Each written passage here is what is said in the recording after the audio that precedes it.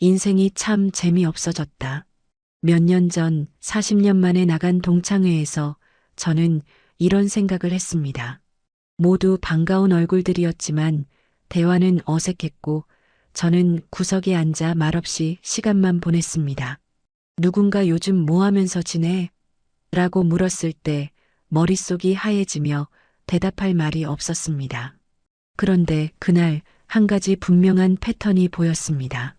모임에서 모두의 시선을 끌고 사람들이 먼저 다가가는 사람들이 있었습니다. 야, 너는 정말 변함이 없구나. 어쩜 그렇게 젊어 보여? 활기도 넘치고. 이런 말을 듣는 사람들은 정해져 있었습니다. 그리고 놀랍게도 그들은 절대 돈이 많거나 사회적 지위가 높은 사람이 아니었습니다. 모임에서 가장 부러운 사람은 누구였을까요? 바로 자기 삶을 즐길 줄 아는 사람들이었습니다. 이들에게는 세 가지 특징이 있었습니다. 첫째, 계속해서 새로운 경험에 도전하고 있었습니다. 둘째, 나이가 들었다는 핑계로 자신을 제한하지 않았습니다. 셋째, 그 경험을 자연스럽게 나눌 줄 알았습니다. 처음엔 단순히 부러웠지만 곧 충격적인 사실을 깨달았습니다. 나도 그런 사람이 될 수 있지 않을까? 오늘 이 이야기는 모임에서 어색함을 느끼는 모든 분, 특히 나이 들면서 관계가 점점 멀어진다고 느끼시는 분들을 위한 이야기입니다. 저는 어떻게 모임에서 가장 존재감 없는 사람에서 모두가 반기는 사람으로 변했는지 솔직히 나누려 합니다. 영상 시작 전 구독과 좋아요로 응원해 주시면 감사하겠습니다. 모두 무료고 다음 영상도 쉽게 보실 수 있습니다. 하지만 가만히 생각해 보니 이렇게 지낼 수는 없겠더라고요. 이제껏 살아오면서 수많은 사람을 만나고 많은 경험을 했는데 예전처럼 자연스럽게 어울리지 못하고 점점 대화에서 멀어지는 기분이 들었습니다. 시간이 지나면서 대화의 흐름도 사람들의 관심사도 많이 바뀌었구나 하는 생각이 들었어요. 내가 변하지 않으면 이 외로움은 계속될 거야. 그렇다면 어떻게 해야 할까? 고민 끝에 몇 가지 방법이 떠올랐습니다. 모임을 피하는 게 답일까? 아니면 오히려 더 적극적으로 나가볼까? 아니면 말을 잘하는 법을 배워야 할까? 방법은 여러 가지가 있었지만 고민만 한다고 해결되는 건 아니었죠. 결국 저는 세 가지 방법을 직접 시도해 보기로 했습니다. 그리고 그 과정에서 예상치 못한 깨달음을 얻게 되었죠. 자, 그럼 첫 번째 시도부터 이야기해 볼까요? 첫 번째 시도 모임을 피하고 혼자 있는 시간을 늘려본다. 처음엔 이렇게 생각했습니다. 굳이 모임에 나가서 어색한 기분을 느낄 필요가 있을까? 그래서 한동안은 아예 모임에 나가지 않았습니다. 약속이 있어도 핑계를 댔어요. 요즘 몸이 안 좋아. 오늘은 그냥 쉬고 싶네. 다음번에 갈게. 그렇게 몇 번을 빠지니 자연스럽게 연락도 줄어들더군요. 처음엔 오히려 속이 편했습니다. 괜히 어색하게 앉아있을 필요도 없고 모임에서 듣기 싫은 질문을 받을 일도 없었으니까요. 그렇게 시간이 흘러갔습니다. 혼자 TV를 보고 가끔은 집 앞을 산책하며 조용히 시간을 보냈습니다. 누구에게 방해받지도 않고 아무런 부담 없이 하루를 보내는 게 점점 익숙해졌죠. 이제는 이런 생활이 내게 더 맞는 게 아닐까 하는 생각도 들었습니다. 굳이 사람들을 만나러 나가지 않아도 이렇게 혼자 지내는 것도 괜찮을 것 같았어요. 그런데 어느 날 오랜 친구에게서 전화가 걸려왔습니다. 야, 너 요즘 왜 모임에 안 나와? 순간 뭐라고 대답해야 할지 고민됐어요. 괜히 머뭇거리다가 그저 습관처럼 말했습니다. 아, 그냥 바빠서. 그러자 친구가 피식 웃으며 말하더군요. 무슨 바쁜 일이 있어? 은퇴한 지가 언젠데. 그 순간 저는 잠깐 말문이 막혔습니다. 그래, 바빠서 안 간 게 아니었지. 그냥 내가 가고 싶지 않아서 피한 거였어요. 오랜만에 나가면 무슨 얘기를 해야 할지도 모르겠고 괜히 대화에 끼려다가 어색한 분위기가 될까봐 걱정됐어요. 그래서 점점 발길을 끊게 된 거였습니다. 그런데 정말 이대로 괜찮을까요? 나는 정말 혼자가 좋아서 이렇게 지내는 걸까? 아니면 사람들과 어울릴 용기가 없어서 스스로 괜찮다고 믿으려는 걸까? 그 순간 스스로에게 솔직해질 수밖에 없었습니다. 모임에 가는 게 부담스럽고 어색할 것 같아서 피했던 거지. 사실 사람들과 어울리고 싶은 마음이 아예 없는 건 아니었거든요. 며칠 뒤 단체 채팅방에 동창 모임에서 찍은 사진이 올라왔습니다. 친숙한 얼굴들이 다 같이 모여 웃고 있더군요. 그 사진을 보는 순간 마음이 허전해졌습니다. 나는 저 자리에 없는데 다들 참 즐거워 보이네. 이제 저 사람들하고 나는 점점 멀어지는 건가? 그제야 깨달았습니다. 혼자 있는 게 처음엔 편할 줄 알았는데 오히려 더 외로워지고 있다는 걸요. 그렇게 피했던 모임이 이제는 아예 저를 잊어버리는 것 같았습니다. 하지만 여기서 끝이 아니었습니다. 모임을 피하는 게 답이 아니라면 반대로 더 적극적으로 나가보면 어떨까? 그렇게 저는 두 번째 선택을 시도해 보기로 했습니다. 두 번째 시도 일부러 모임에 더 자주 나가본다. 모임이 어색하면 더 자주 나가서 적응하면 되지 않을까? 어색하다고 피하지 말고 부딪혀보면 익숙해지겠지.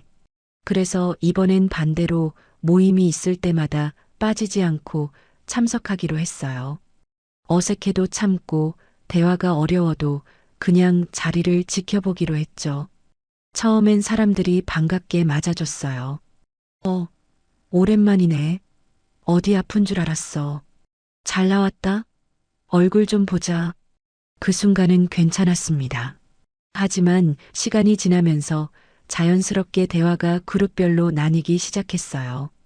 누군가는 가족 이야기, 누군가는 건강 이야기, 또 누군가는 여행 이야기나 정치 이야기. 그런데 저는 어느 대화에도 자연스럽게 끼어들지 못했습니다. 말을 하려다가도 흐름을 끊을까봐 망설여졌고 괜히 어색한 침묵만 늘어났습니다. 그러다 또다시 같은 질문이 들려왔어요. 넌 요즘 뭐 하면서 지내? 이번에도 마땅한 대답이 떠오르지 않았습니다. 예전엔 할 말이 많았는데 지금은 뭔가 특별한 이야기가 없는 느낌. 결국 저는 또다시 조용히 앉아 있다가 그냥 밥만 먹고 나왔습니다. 모임에 나가면 나갈수록 점점 더 위축되는 기분이 들었어요. 나는 왜 이렇게 할 이야기가 없을까? 왜 다른 사람들은 저렇게 자연스럽게 어울릴 수 있을까? 결국 모임을 자주 나가는 것만으로는 해결이 되지 않는다는 걸 깨달았습니다. 그렇다면 문제는 대화법일까? 말을 잘 못해서 이런 거라면 대화 기술을 배우면 달라질지도 모른다고 생각했어요. 그렇게 저는 세 번째 방법을 시도해 보기로 했습니다. 세 번째 시도 대화법을 배우고 말 잘하는 연습을 해본다. 그래, 말을 잘 못해서 어색한 거라면 대화법을 배우면 되지 않을까? 그래서 유튜브에서 사람들과 쉽게 친해지는 대화법 같은 영상을 찾아보기 시작했어요. 책도 몇 권 읽었습니다. 그래, 다음 모임에서는 내가 먼저 말을 걸어봐야지. 그리고 기대를 안고 모임에 나갔습니다. 그런데 막상 실전에서는 쉽지 않더군요. 아, 그거 좋네. 와, 대단하다. 그래서 그 다음엔 어떻게 됐어? 배운 대로 따라 해보긴 했는데 이상하게 대화가 깊어지지 않고 금방 끊겼어요. 그리고 너무 신경 쓰면서 말하다 보니 자연스럽지가 않더라고요. 그러다 보니 결국 저는 다시 조용해졌습니다. 이건 너무 인위적인데 내가 원래 이런 성격이 아닌데 그제야 알았습니다. 기술만 익힌다고 해서 사람이 변하는 게 아니구나. 왜 이 세 가지 방법이 모두 실패했을까? 첫 번째 방법은 결국 저를 더 외롭게 만들었고 두 번째 방법은 그냥 모임에 나간다고 해결되지 않는다는 걸 깨닫게 해줬어요. 세 번째 방법은 말하는 기술이 아니라 내가 정말 하고 싶은 이야기가 있어야 한다는 것을 알게 해줬죠. 결국 진짜 중요한 건 내가 어떤 삶을 살고 있는지, 그리고 그 삶을 이야기하고 싶은지였습니다. 그 고민 끝에 저는 전혀 다른 접근법을 시도하기로 했어요. 그리고 그것이 제 인생을 완전히 바꿔놓았죠. 다음 이야기에서 제가 발견한 놀라운 해결책을 알려드리겠습니다. 새로운 경험을 만들어야겠다는 결심을 한 후 저는 작은 것부터 시도해 보기로 했습니다. 큰 목표를 세우는 게 아니라 지금 당장 할 수 있는 사소한 변화부터 시작했어요. 첫 번째 변화는 스마트폰을 적극적으로 활용하는 것이었습니다.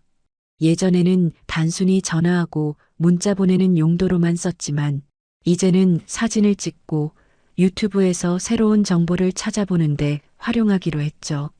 산책을 하면서 예쁜 풍경을 찍고 카페에서 커피 한 잔을 마시면서 그 순간을 남겨보기도 했어요.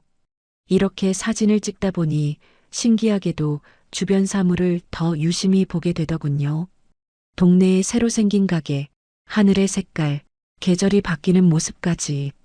그전에는 그냥 지나치던 것들이 새롭게 보이기 시작했습니다. 그러던 어느 날 동창 모임에 다시 나가게 됐습니다. 이번에는 전과 달랐어요. 저는 모임에서 처음으로 이렇게 말했죠. 요즘 사진 찍는 재미에 푹 빠졌어. 스마트폰으로도 꽤 괜찮은 사진을 찍을 수 있더라고. 그러자 반응이 달라졌습니다. 나도 사진 찍는 거 좋아하는데 요즘 스마트폰으로 잘 찍는 법 같은 거 많다며? 나도 좀 알려줘봐. 이야기가 끊어지지 않고 자연스럽게 이어졌습니다. 그때 깨달았습니다. 내가 새로운 경험을 하면 자연스럽게 대화도 달라지는구나. 사진을 찍는 습관이 생기면서 저는 자연스럽게 새로운 관심사를 가지게 됐습니다. 좋은 사진을 찍기 위해 산책을 더 자주 나갔고 새로운 장소를 찾아다니다 보니 소소한 여행도 하게 되었고 카페에 앉아 사진을 보정하면서 혼자만의 시간을 즐길 수 있게 되었습니다. 그리고 이 변화는 제 주변 사람들에게도 영향을 미쳤어요. 어느 날 동네 친구가 전화를 했습니다. 너 요즘 산책 자주 한다며? 나도 같이 걸을까? 그렇게 해서 매주 한 번씩 산책을 함께하는 친구가 생겼어요. 또 모임에서 내가 요즘 이런 걸 해보고 있는데 라고 말을 꺼낼 때마다 비슷한 관심사를 가진 사람들이 하나둘 생기기 시작했습니다. 단순히 대화에 끼어들지 못하던 제가 어느새 이야기를 주도하는 사람이 되어가고 있었습니다. 새로운 경험이 생기니 대화의 질도 달라졌습니다. 예전에는 대화가 단순히 요즘 어떻게 지내? 에서 끝났다면 이제는 서로의 관심사에 대한 대화가 깊어졌어요. 예를 들어 한 친구는 요즘 책을 읽는 재미에 빠졌다고 했어요. 그래서 저는 자연스럽게 물었죠. 어떤 책 읽었어? 나도 하나 추천해줘. 그러면서 책을 추천받아 읽고 다음 모임에서 이야기 나누는 게 새로운 재미가 되었습니다. 또 다른 친구는 요리하는 걸 좋아했는데 제가 유튜브에서 본 레시피를 공유해줬더니 이거 진짜 맛있겠는데? 나중에 한번 같이 만들어 볼래? 하더라고요. 이런 식으로 그저 가볍게 인사만 나누던 관계가 같이 무언가를 해보는 관계로 발전했습니다. 어느 날 한 친구가 조용히 제게 이런 말을 했어요. 너 진짜 변했다. 예전엔 모임에서 조용히 있었는데 요즘은 내가 분위기를 띄우네. 저는 웃으며 대답했죠. 나도 예전엔 할 이야기가 없었거든.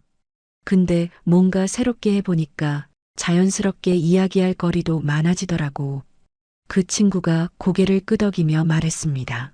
그러고 보니 나도 요즘 뭐 새로운 걸 해봐야겠다는 생각이 드네. 그 순간 깨달았습니다. 내가 변하면 주변 사람들도 변한다는 걸요. 이전에는 모임이 부담스러웠습니다. 무슨 이야기를 해야 할지 몰라서 그저 조용히 듣고만 있었죠. 하지만 지금은 다릅니다. 이야기할 거리도 많고 대화가 더 깊어졌습니다. 예전에는 어색했던 모임이 이제는 기다려지는 시간이 되었어요. 그리고 무엇보다 중요한 건 제가 다시 사람들과 연결되었다는 느낌을 받게 되었다는 겁니다. 지금까지의 변화는 단순한 대화법이 아니라 내가 내 삶을 어떻게 살아가고 있는가에서 시작된 것이었습니다. 새로운 경험을 하면 할수록 나의 삶은 더 다채로워지고 그 변화는 사람들과의 관계에도 자연스럽게 스며들게 되었습니다. 모임에서 자연스럽게 대화를 나누고 싶다면 먼저 나의 삶을 풍성하게 만들어야 한다. 예전에는 모임에서 조용히 듣기만 하던 친구들이 이제는 자신들의 새로운 경험을 공유하기 시작했어요. 한 친구는 저를 보고 뭔가 새로운 걸 해야겠다는 생각이 들어 매주 한 편씩 영화를 보며 감상을 적기 시작했어요. 그러다 보니 모임에서 영화 이야기가 나오면 자연스럽게 대화에 참여할 수 있게 되었다고 합니다. 또 다른 친구는 요즘 스마트폰으로 사진 찍는 거 재밌더라라는 제 말을 듣고 손주 사진을 찍어보기 시작했어요. 그걸 계기로 손주들과 더 자주 연락하게 되었고 사진을 찍어 자식들에게 보내주니 우리 엄마가 사진도 찍고 편집도 하네라는 반응에 뿌듯했다고 합니다. 그리고 또 다른 친구는 정원을 가꾸기 시작했어요. 자신이 키운 꽃과 채소를 모임에서 이야기하며 이거 직접 길러봤는데 생각보다 어렵지 않더라라고 이야기하면서 대화에 더 적극적으로 참여하기 시작했죠. 이렇게 작은 변화 하나가 사람들을 움직이기 시작했습니다. 모임의 분위기도 바뀌었습니다. 예전에는 모이면 비슷한 이야기만 반복됐어요. 자식 이야기, 건강 이야기, 옛날 이야기. 그런데 이제는 서로의 새로운 경험을 공유하는 시간이 늘어났습니다. 요즘 이거 해봤는데 생각보다 재밌더라. 나도 한번 해볼까? 이거 하면 이렇게 달라지더라. 이런 대화가 자연스럽게 이어졌죠. 그 결과 모임이 단순한 친목 자리가 아니라 서로의 삶을 더 풍성하게 만들어주는 시간이 된 거예요. 물론 변화를 시도하지 않는 사람도 있었습니다. 이 나이에 뭘 새롭게 배우냐? 그냥 예전처럼 지내는 게 편해. 이렇게 생각하는 친구들은 여전히 모임에서 별다른 참여 없이 앉아만 있었습니다. 또 어떤 친구는 새로운 걸 시도하려다가 금방 흥미를 잃고 역시 나는 그냥 조용히 있는 게 좋아라고 돌아가기도 했어요. 결국 변화를 받아들이는 사람과 그렇지 않은 사람의 차이는 직접 해보느냐 아니면 머뭇거리며 그대로 있느냐에 달려 있었습니다. 제가 모임에서 다시 자연스럽게 어울릴 수 있었던 것도 특별한 능력이 있어서가 아니었습니다. 그저 한번 해보자 하는 마음으로 작은 변화부터 시도했을 뿐이었죠. 변화를 받아들이는 사람들은 대단한 결심을 하거나 거창한 목표를 세운 게 아니었습니다. 그저 부담스럽지 않은 수준에서 새로운 경험을 쌓아갔고 그 과정에서 자연스럽게 대화의 주제도 많아졌습니다. 반대로 변화에 실패한 사람들은 처음부터 너무 큰 목표를 세우고 금방 지쳐버리거나 나는 원래 이런 사람이야라며 스스로를 한정 지어버렸습니다. 결국 변화를 시도조차 하지 않았던 거죠. 이 차이는 결국 작은 것이라도 직접 해보느냐 아니면 계속 주저하느냐에서 생기는 것이었습니다. 예전에는 모임이 부담스러웠어요. 무슨 이야기를 해야 할지 몰라 조용히 앉아 있기만 했죠. 하지만 지금은 달라졌습니다. 새로운 경험을 하면 할수록 할 이야기가 많아졌고 사람들과의 관계도 깊어졌어요. 그리고 무엇보다 제가 변화하는 모습을 보고 주변 사람들도 변하기 시작했다는 게 가장 큰 기쁨이었습니다.